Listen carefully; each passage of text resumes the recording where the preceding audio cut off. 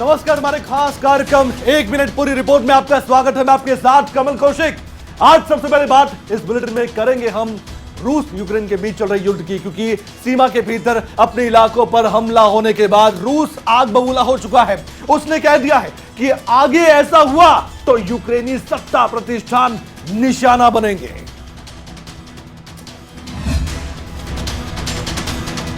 अब तक यूक्रेन की सेनाएं रूसी हमलों से बचाव कर रही थी, लेकिन अब उनका पलटवार भी सामने आया है। यूक्रेन का दावा है कि उसने काला सागर में तैनात रूसी युद्धपोत को निशाना बनाया। वहीं रूसी सिक्योरिटी सर्विस का कहना है कि यूक्रेनी बलों ने ब्रांस्क क्षेत्र की एक सीमा चौकी पर मोर्टार दागे, जो सीमा से पार किए गए हमलों की नई घटना है। रूस का कहना है कि यूक्रेन की हिमाकत टकराव को बढ़ा सकती है। रूस ने ये भी चेतावनी दी कि अगर ऐसा हमला दोबारा हुआ तो कीव में सत्ता प्रतिष्ठान को निशाना बनाया जाएगा। यूक्रेनी बलों के इन हमलों पर कोई हताहत नहीं हुआ, हालांकि कुछ वाहन नष्ट जरूर हुए। वहीं यूक्रेनी रक्षा मंत्रालय और सेना की ओर से इस घटना पर कोई ताजा बयान सामने नहीं आया। यूक्रेन के गृह मंत्रालय ने यूक्रेन को दोषी ठहराने के लिए रूस का मजाक जरूर उठाया। आपको बता दें कि कुछ हफ्तों में सीमा से सटे रूसी इलाकों में कई हमले देखे गए। रूस ने इस साल 24 फरवरी को यूक्रेन पर हमला किया था। इसके बाद से हजारों लोग मारे गए और संयुक्त राष्ट्र के मुताबिक 1 करोड़ से ज्यादा लोग विस्थापित हुए। इनमें से 40 लाख से अधिक लोगों को यूक्रेन छोड़ने का अनुमान है। रूस की इस चेतावनी को जाहिर तौर पर यूक्रेन को गंभीरता से लेना चाहिए, वरना मुश्किलें यूक्रेन की ही बढ़ने वाली है। अब बात करेंगे यूक्रेन पर रूसी सेना के हमले की। जी हां, 50वें दिन काला सागर में लंगर डाले रूसी विध्वंसक पोत। अब मस्कवा धू कर जल उठा, यह देखा गया है। यूक्रेन ने इस पर हमले का दावा किया तो दूसरी ओर रूस ने इसे जाहिर तौर पर खारिज कर दिया है। 50 दिनों से ज्यादा हो रहे इस युद्ध में ना तो यूक्रेन ने हार मानी है, ना ही रूस जीत सका है। युद्ध से दोनों पक्षों को भारी बर्बादी हुई। वहीं रूस को काला सागर में बड़ा झटका तब लगा जब रूसी रक्षा मंत्रालय ने कहा कि युद्धपोत में लगी आग उसमें रखे शस्त्रों और गोला बारूद तक पहुंच गई, जिसके कारण मस्कवा बर्बाद हो गया। जबकि यूक्रेन ने दावा किया कि उसके मिसाइल हमले से रूस का विध्वंसक बर्बाद हुआ है। अब इसे वापस रूस ले जाया जा रहा है। बताया जाता है कि मिसाइलों से लैस रूस का विध्वंसक पोत अचानक तेज आवाज के साथ जल उठा। यूक्रेन की दक्षिणी सैन्य कमान ने कहा कि रूसी युद्धपोत पर स्वदेशी एंटी शिप मिसाइल नेपच्यून से हमला किया गया था, जिससे वो बर्बाद हो गया।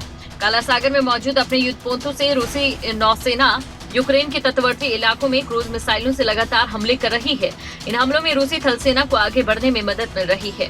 बता दें कि मिसाइल क्रूजर मस्कवा सोवियत कालीन युद्धपोत था। सोवियत संघ की नौसेना में ये 1983 में कमीशन हुआ। इसमें 16 एंटी शिप वुल्कन मिसाइलें थी। आने वाले वक्त में और भी हमले रूस के देखे जा सकते हैं यूक्रेन में, लेकिन यूक्रेन भी पूरी तरह से तैयार है। ज़ेलेंस्की ने साफ तौर पर चेतावनी दी है कि हम भी चुप नहीं बैठेंगे। पाकिस्तान की बात कर लेते हैं। दरअसल दुबई में पाकिस्तानी दूतावास ने 13 अप्रैल को एक प्रेस विज्ञप्ति जारी करते हुए अपने नागरिकों को चेताया है।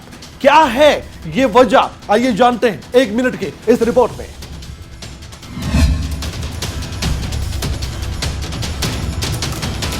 बीते सप्ताह अपनी सरकार गिरने के बाद इमरान खान ने समर्थकों से अपील की थी कि वो सड़कों पर उतरे और नई सरकार का विरोध करें। इस अपील के बाद पाकिस्तान ही नहीं बल्कि दूसरे मुल्कों में भी इमरान खान के समर्थन में पाकिस्तान तहरीक इंसाफ यानी पीटीआई कार्यकर्ताओं ने रैलियां की। दोहा और दुबई में भी रैलियां हुई।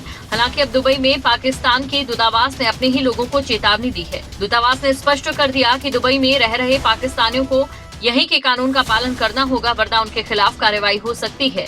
पीएम की कुर्सी जाने के बाद देश विदेश से मिल रहे अपार समर्थन पर इमरान खान ने जनता के प्रति आभार भी जताया था। सोशल मीडिया पर शेयर किए गए कुछ वीडियोस में देखा जा सकता है कि दुबई और दोहा में बहुत से पाकिस्तानी नागरिक झंडों के साथ सड़कों पर उतरे और इमरान खान के समर्थन में नारे लगाए। वहीं आपको बता दें कि अल अरबिया के अनुसार खाड़ी देशों में प्रदर्शन नहीं होते और ऐसा करने वाले कई प्रवासियों को वापस उनके देश भेजा जा चुका है।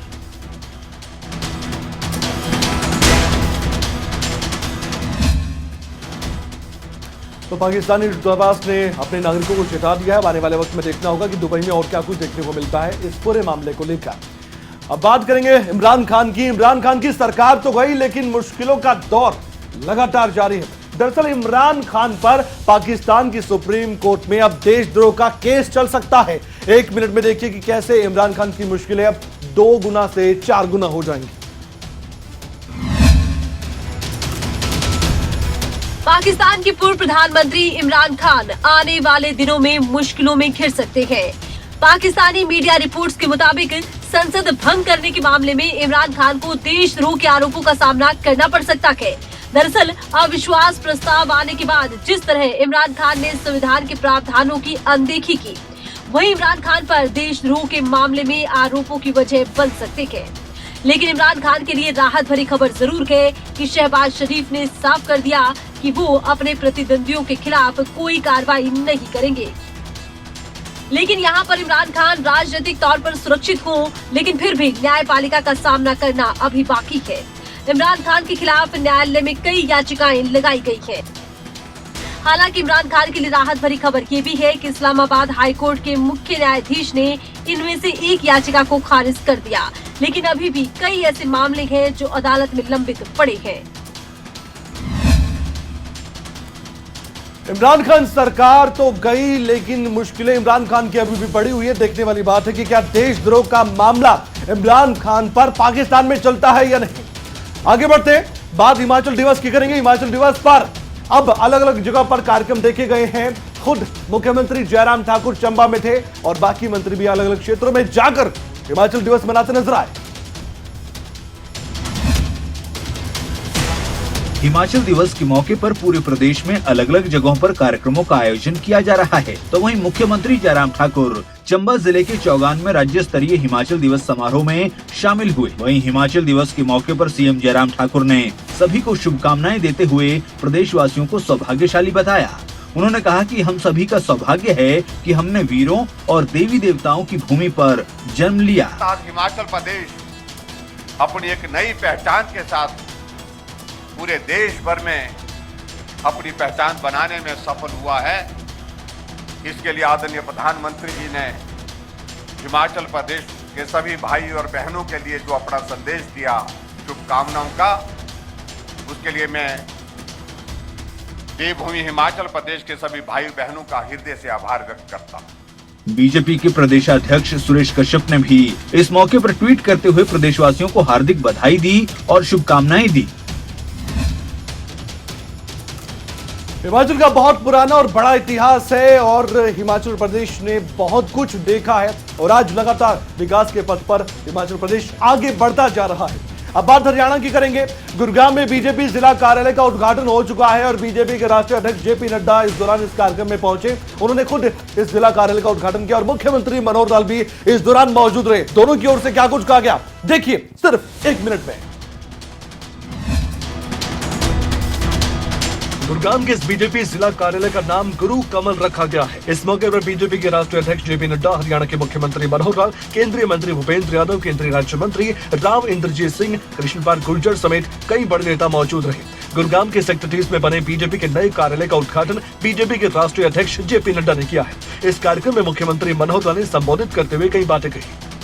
राजनीतिक लोग कहते हैं कि हम आखिरी व्यक्ति तक पहुंचेंगे। हमने ये कहा कि नहीं, हम आखिरी व्यक्ति से शुरू करेंगे। आखिरी व्यक्ति उसकी चिंता करना हमारा काम है। मुख्यमंत्री मनोहर लाल ने कहा कि हरियाणा सरकार आखिरी व्यक्ति के बारे में सोचती है। बीजेपी के अध्यक्ष जेपी नड्डा ने कहा कि बीते 5 सालों में हरियाणा में बहुत विकास हुआ है। देश का सबसे बड़ा कैंसर अस्पताल झज्जर में 2035 करोड़ रुपए की लागत से बनकर तैयार हो जाएगा। झज्जर का कैंसर हॉस्पिटल ये देश का सबसे बड़ा कैंसर सेंटर है, तो यह भी आपको हरियाणा में मिला। तो एक बड़ी सौगात का जिक्र बीजेपी के राष्ट्रीय अध्यक्ष जेपी नड्डा ने किया, लेकिन मुख्यमंत्री मनोहर लाल ने साफ कर दिया है कि आने वाले वक्त में जो भी सरकारी योजनाएं हैं उनको और भी तेजी से धरातल पर लागू किया जाएगा। आगे बढ़ते हैं, हरियाणा की सियासत की बात कर लेते हैं। इन दिनों खूब बार पलटवार हो रहे हैं। एक और आम आदमी पार्टी ने हरियाणा सरकार को जमकर घेरने की एक बड़ी रणनीति बनाई, तो अब हरियाणा के मुख्यमंत्री मनोहर लाल खुद सामने आए और एक करारा प्रहार कर दिया। हरियाणा के मुख्यमंत्री मनोहर लाल इन दिनों बेबाकी से अपनी बातों को सबके सामने रख रहे हैं। पंजाब विधानसभा चुनाव जीतने के बाद आम आदमी पार्टी हरियाणा में भी सक्रिय हो गई है। अब आम आदमी पार्टी ने जिस तरीके से हरियाणा में राजनीतिक रणनीति तैयार की, उसका जवाब देने के लिए खुद मुख्यमंत्री मनोहर लाल सामने आए हैं। गुरुग्राम में कार्यक्रम में संबोधन के दौरान दिल्ली के मुख्यमंत्री अरविंद केजरीवाल पर मुख्यमंत्री मनोहर लाल ने खूब तंज कसे। इस दौरान मुख्यमंत्री मनोहर लाल ने अरविंद केजरीवाल पर निशाना साधते हुए कहा, पंजाब की हालत खराब है, पंजाब कर्ज में डूबा हुआ है। मुख्यमंत्री ने बिना नाम लिए अरविंद केजरीवाल पर कटाक्ष करते हुए कहा, ये लोग पहले फ्री की राजनीति करते हैं और फिर कटोरा लेकर प्रधानमंत्री के पास चले जाते हैं। दिल्ली अलग बात थी, पंजाब में हालत खराब हुई है। पंजाब जो है अब कर्ज में डूबा पड़ा है। ये फ्री की राजनीति करने वाला व्यक्ति पहले दिन घोषणा करते हैं कि हम फ्री देंगे, अगले दिन कटोरा लेकर के प्रधानमंत्री जी के पास पहुंच जाते हैं कि हमको 50,000 रुपया, करोड़ रुपया दे दो ताकि हम पंजाब को चला सकें। तो दिल्ली के मुख्यमंत्री अरविंद केजरीवाल और हरियाणा के मुख्यमंत्री मनोहर लाल जुबानी वार के तौर पर आमने सामने हो चुके हैं। अब देखने वाली बात तो यह है कि दिल्ली के मुख्यमंत्री अरविंद केजरीवाल हरियाणा के मुख्यमंत्री मनोहर लाल के इस जुबानी वार पर क्या पलटवार करते हैं। अब बात करेंगे फरीदाबाद की डबुआ सब्जी मंडी में आड़तियों में जमकर लात घूसे चले, यहां तक कि चाकू भी चल गए। झगड़े की पूरी वारदात सीसीटीवी में कैद हो गई। फरीदाबाद की डबुआ सब्जी मंडी में आड़तियों के बीच जमकर मारपीट हुई। आरोप तो चाकू मारने का भी है। घटना की सीसीटीवी में कैद तस्वीरें अब फरीदाबाद में खूब वायरल हुई है। सीसीटीवी में कैद इन तस्वीरों को जरा गौर से देखिए, किस तरह से एक पक्ष दूसरे पक्ष को उन्हीं के ऑफिस में घुसकर बुरी तरह से पीट रहा है। इन तस्वीरों से अंदाजा लगाया जा सकता है कि दुकान में घुसकर मारपीट करने वाले लोगों के हौसले कितने बुलंद हैं। ना तो इन्हें पुलिस का खौफ था और ना ही मरने मारने का। झगड़ा इतना बढ़ गया कि दूसरे पक्ष ने बाहर से लड़के बुला लिए और उनके ऑफिस में घुसकर उन पर जानलेवा हमला कर दिया। इससे पीड़ित और उसके भाई को काफी चोटें आई हैं। इस मारपीट मामले में दोनों पक्षों की ओर से पुलिस थाने में मामला दर्ज करवाया गया है। की दूसरे आड़त वाले के साथ लड़ाई झगड़े का मामला है। दोनों की पहले बातचीत वैसी हुई थी, बाद में चक्कू मार के, दोनों की तरफ से मुकदमा दर्ज है और कानूनी कार्रवाई की जा रही है। और जियो अधिकारी जो है गजेटेड अफसर, उनके द्वारा इनकी तस्दीक की जा रही है। पुलिस की माने तो दोनों पक्षों की शिकायत पर मामला दर्ज कर दिया गया है। जांच के बाद दोषियों के खिलाफ उचित कार्रवाई का आश्वासन भी दिया गया। अब दो पक्षों की लड़ाई में किसकी गलती है किसकी नहीं, ये पुलिस का जिम्मा है कि वो बताए, जांच करके। फतेहाबाद की अब बात करने जा रहे हैं। फतेहाबाद में 11 साल के बच्चे ने वो किया जो सबके लिए एक मिसाल भी है और एक सबक भी है। दरअसल 11 साल के बच्चे ने अपनी मां की जान बचाने का काम किया। बच्चे ने डायल 112 पर कॉल किया, पुलिस को बुलाया, उसके बाद पुलिस आई भी और 11 साल के बच्चे की मां को अस्पताल भी भिजवाया गया है। 1 मिनट में देखिए कि पूरी रिपोर्ट में असल सच्चाई है क्या।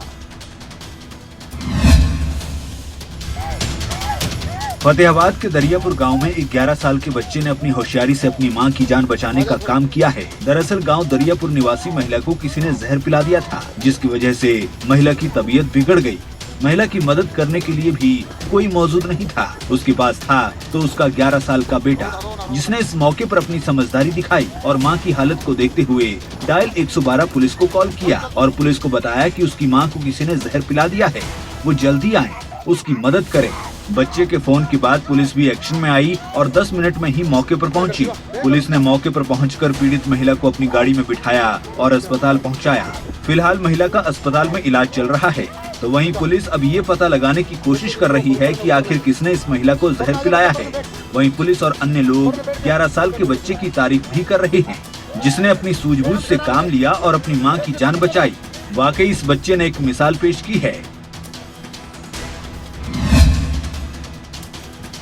इस खबर से ये तो आप सब कुछ जान चुके होंगे कि जागरूकता कितनी जरूरी है। 11 साल के बच्चे को डायल 112 के बारे में मालूम था और डायल 112 का उद्देश्य भी पूरा होता नजर भी हरियाणा में आ रहा है। अब आगे बढ़ते हैं। सोनीपत के गोहाना बाईपास पर एक शोरूम में अचानक से अज्ञात कारणों की वजह से भयंकर आग लग गई और देखते ही देखते एक शोरूम में रखा सारा सामान जलकर खाक हो गया।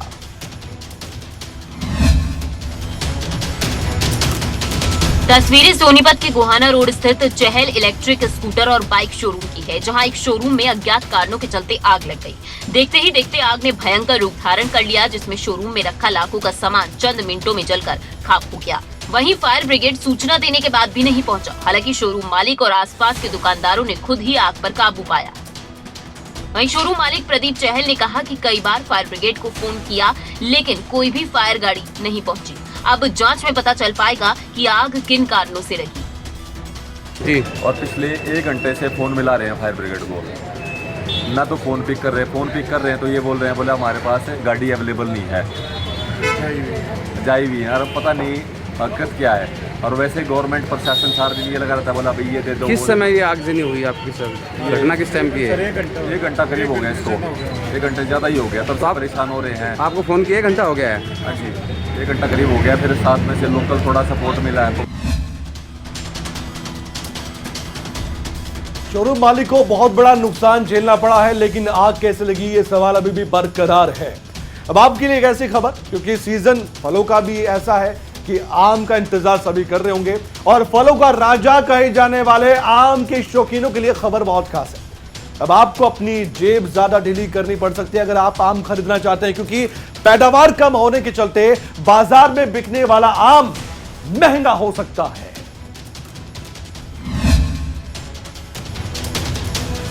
आम के बागों में 2 तरह का कीड़ा लगने से पैदावार काफी कम हुई है। प्रदेश में पंचकुला, अंबाला के साथ यमुनानगर जिले में सबसे ज्यादा आम की पैदावार होती है, और विभाग की ओर से इन तीनों जिलों को किसानों को ज्यादा सचेत रहने की भी सलाह दी गई है। यानी अब आम के मिठास पर खतरा पैदा हो सकता है, क्योंकि आम के पेड़ पर हमला करने वाले कीड़े पैदा हो गए हैं, जो कि आमों की टहनियां पौधों से रस चूसते रहते हैं और वो पत्तियां धीरे धीरे सूखने लगती हैं, जिससे आम पेड़ से नीचे गिर जाता है। लेकिन इसकी रोकथाम के लिए आमों के बाग लगाने वाले किसानों को यही सुझाव दिया गया है कि वो समय रहते इसमें कीटनाशक दवाइयों का स्प्रे करें, तो इससे छुटकारा पाया जा सकता है। यमुनानगर की बात की जाए तो यहाँ 6000 हेक्टेयर आम का क्षेत्र है, लेकिन यहाँ पर एक मुख्य समस्या ये आ रही है कि बाग काफी पुराने हो चुके हैं।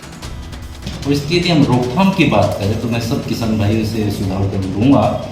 इसके लिए एक मेलाथियोन दवाई आती है, 500 मिलीलीटर मेलाथियोन 500 लीटर पानी में मिला के इसका स्प्रे करें, और इससे आप छुटकारा पा सकते हैं।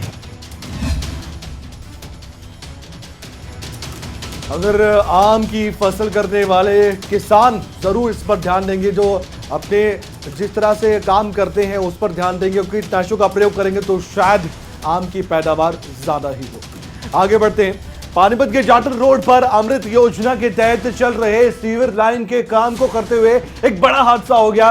सीवरेज में उतरे 3 मजदूर जहरीली गैस का शिकार हो गए, जिसके बाद क्या हुआ देखिए 1 मिनट की इस रिपोर्ट में। पानीपत से एक बेहद ही दर्दनाक हादसा सामने आया है। वार्ड नंबर 21 के अंतर्गत गांव सोंडापुर के पास नई सीवरेज लाइन की गहराई मापने उतरे एक श्रमिक की ऑक्सीजन की कमी से मौत हो गई। उसे निकालने के लिए करीब 20 फीट गहरी सीवर लाइन में उतरे 2 अन्य श्रमिक भी बेहोश हो गए। बाहर खड़े 3 अन्य श्रमिकों ने इसकी जानकारी कंपनी अधिकारियों को दी, जिसके बाद जेसीबी के जरिए तीनों श्रमिकों को बाहर निकाला गया। हालांकि घटना में एक श्रमिक की मौत हो चुकी थी, लेकिन सीवर लाइन में उतरे बाकी के 2 श्रमिकों की हालत में फिलहाल सुधार बताया जा रहा है। दोनों श्रमिकों का सिविल अस्पताल में इलाज चल रहा है। मिली जानकारी के मुताबिक मजदूरों से बिना किसी सेफ्टी संसाधनों के काम करवाया जा रहा था। ये कोई पहली बार नहीं है जब इस तरह का कोई मामला सामने आया है। आज से पहले कई ऐसे हादसे सामने आ चुके हैं जिसमें सीवर लाइन में मजदूरों को बिना किसी सेफ्टी संसाधनों के उतार दिया गया। ऐसे में घटना के लिए जिम्मेदार लोगों के खिलाफ सख्त से सख्त कार्रवाई होनी चाहिए। लेकिन इस हादसे को लेकर सबसे बड़ा सवाल यह है कि जिम्मेदार इस हादसे के बाद कौन है, किसकी जिम्मेदारी थी, क्यों संसाधनों को देखा नहीं गया और यूं ही मजदूरों को धकेल दिया गया मौत के इस सीवरेज में। हरियाणा के कृषि मंत्री जेपी दलाल की बात कर रहे थे। अक्सर विरोधियों पर जमकर बरसते नजर आते हैं। आप जानते हैं कि अपनी बेबाक बोल से भी वो मशहूर हैं। इस बार उन्होंने कई मुद्दों पर बातचीत तो की, लेकिन आम आदमी पार्टी पर जमकर सियासी प्रहार कर दिया।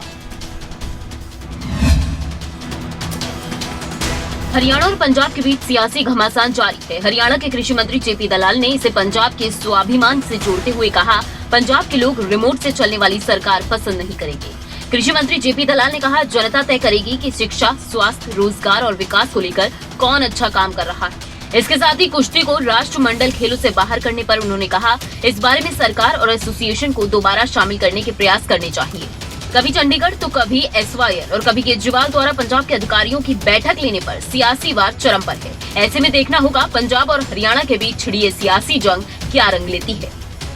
कोई भी प्रदेश ये स्वीकार नहीं करेगा कि उसकी मुख्यमंत्री की पोजीशन कंप्रोमाइज हो, और पंजाब जैसा प्रदेश जो इतना देशभक्त है, स्वाभिमानी है, रिमोट से सरकार जो चलाने चाहेंगे उसको स्वीकार नहीं करेगा।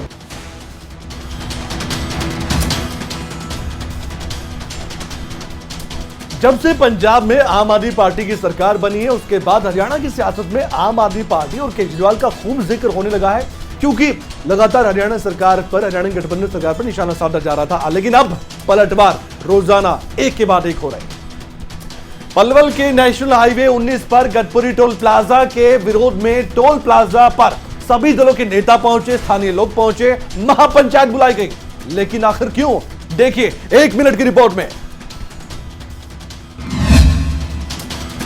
पलवल में गदरपुरी टोल प्लाजा के विरोध में महापंचायत की गई। इस महापंचायत में फैसला लिया गया कि राजनीतिक दलों और बीजेपी के मंत्री और विधायकों से मिलकर इस टोल का विरोध करेंगे और उनसे मांग करेंगे कि वो भी पंचायत का हिस्सा बनकर इस लूट से जनता को बचाने का काम करे। पंचायत के बाद पूर्व मंत्री कर्ण सिंह दलाल ने कहा, पंचायत की कमेटी केंद्रीय मंत्री नितिन गडकरी से इस बारे में मीटिंग करेगी और मंत्री से इस अवैध टोल को हटाने की मांग की जाएगी। अगर इसके बाद भी सरकार ने इस पर ध्यान नहीं दिया तो वो इलाके के हित के लिए हाई कोर्ट और सुप्रीम कोर्ट का दरवाजा खटखटाने का काम करेंगे। जो गडकरी हैं, राष्ट्रीय राजमार्ग मंत्री, उनके पास भी हमारा जो एक दल है वो जाएगा, उन्हें समझाएगा कि भाई आपके एक्ट के प्रोविजंस की उल्लंघना हुई है।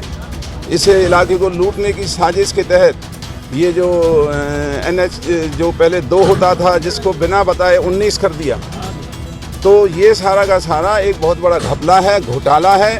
कर्ण सिंह दलाल ने कहा, पंचायत में साफ कर दिया गया है कि अगर अदालत से भी उनको न्याय नहीं मिला तो जन आंदोलन जारी रहेगा। तो इस टोल प्लाजा को लेकर जो भी ग्रामीणों की मांग है, स्थानीय लोगों की मांग है, क्या वो पूरी होगी? आने वाला वक्त बताएगा, क्योंकि इस पर राजनीति भी हो सकती है, जिसकी शुरुआत तो हो ही गई है। गुरुग्राम के सेक्टर 82 की वाटिका इंडिया नेक्स्ट सोसाइटी में एक अजीब ही मामला सामने आ गया। यहां पर मारपीट की गई, वो भी महिलाओं से। आरोप यह है कि यहां पर बाउंसर जो मौजूद थे उन्होंने महिलाओं से जमकर मारपीट की गई है। वजह क्या रही? देखिए 1 मिनट की रिपोर्ट में। ये गुरुग्राम के सेक्टर 82 की वाटिका इंडिया नेक्स्ट सोसाइटी है। आरोप है कि यहाँ बाउंसरों ने महिलाओं से मारपीट की है। बताया जा रहा है कि बच्चों के विवाद के कारण बाउंसरों ने महिलाओं से मारपीट की। पूरा विवाद सोसाइटी के पार्क में बच्चों के खेलने को लेकर हुआ था, जिसके बाद बच्चों का ये विवाद इतना बढ़ गया कि बड़ों तक पहुंच गया और देखते ही देखते बाउंसरों ने महिलाओं से मारपीट शुरू कर दी। मारपीट की पूरी घटना CCTV में कैद हो गई है, जिसमें साफ देखा जा सकता है कि कैसे बाउंसर महिलाओं से मारपीट कर रहे हैं। बाउंसरों ने ये भी नहीं देखा कि जिन पर वो हाथ उठा रहे हैं वो महिलाएं हैं, बल्कि उन पर तो इस बात का कोई फर्क ही नहीं पड़ा। जब विवाद ज्यादा बढ़ा तो सोसाइटी के काफी लोग इकट्ठे हो गए, लेकिन आरोपी बाउंसर फिर भी नहीं माने और लोगों को दौड़ा दौड़ा कर पीटा। मामले की जानकारी पुलिस को दी गई, जिसके बाद खिड़की दौला थाने में विभिन्न धाराओं के तहत मामला दर्ज किया गया। पुलिस ने मामले की जांच शुरू कर दी है, लेकिन इस घटना ने सभी को सकते में डाल दिया है।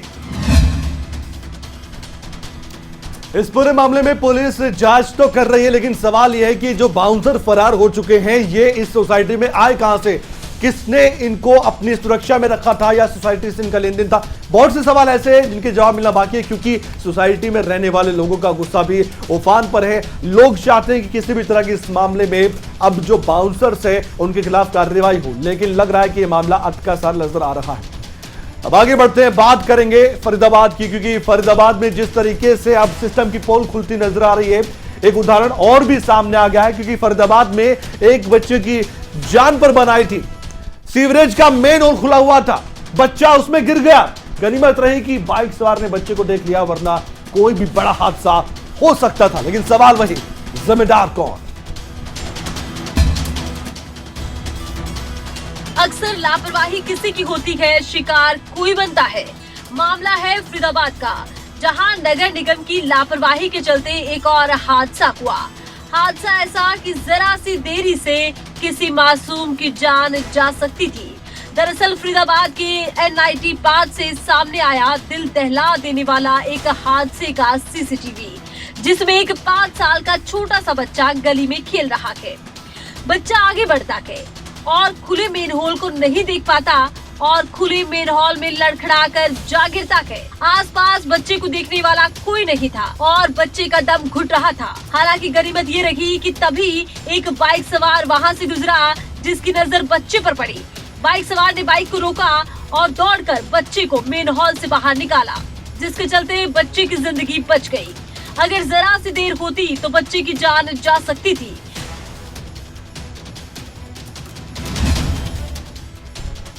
यह खबर उस सिस्टम की पोल खोलती है जो बड़े बड़े दावे करता है, लेकिन अभी भी कई जगह ऐसी है जहां पर इस तरह के मेन होल सीवरेज के खुले रहते हैं और हादसे भी होते रहते हैं। कम से कम नगर निगम को इस ओर ध्यान देना चाहिए, तभी फरीदाबाद असल में स्मार्ट सिटी बन पाएगा। 1 मिनट पूरी रिपोर्ट में आज के लिए इतना ही। अपना ख्याल रखिए, देखते रहिए खबरें तक। छोटे से ब्रेक के लिए रुक रहे हैं, जल्द हाजिर होंगे, बने रहिए हमारे साथ।